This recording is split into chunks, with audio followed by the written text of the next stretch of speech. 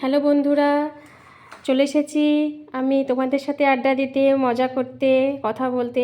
আজকে আমি করেছি কলা পাতার মোরলা মাছের পাতুরি। তো মোরলা মাছগুলো আমি দেখো কলা পাতাতে আমি রান্না করে ফেলেছি, এখন সে জাস্ট তোমাদেরকে দেখাচ্ছি যে কলা পাতার পাতুরি। আগে আমি মাছগুলোকে ভালো করে ধুয়ে নিয়েছি, তারপরে হলুদ লবণ মেখে রেখেছি।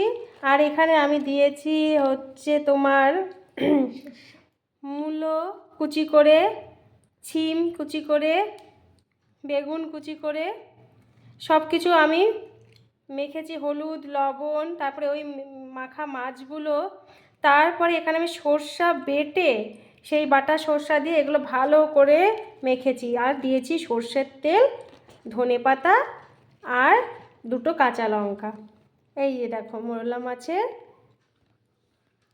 এই দেখো মোরলা মাছ, এই দেখো মাছ, এই যে মাছ ছোট সাইজের, আর এই দেখো কলা পাতার মধ্যে পাতুরি। খেতে ভীষণই ভালো হয়েছে, গরম ভাতে ভীষণ ভালো লাগবে। তো তোমরাও বানিয়ে খেয়ে ফেলো এই মোরলা মাছের পাতুরি আর গরম গরম ভাত। টাটা।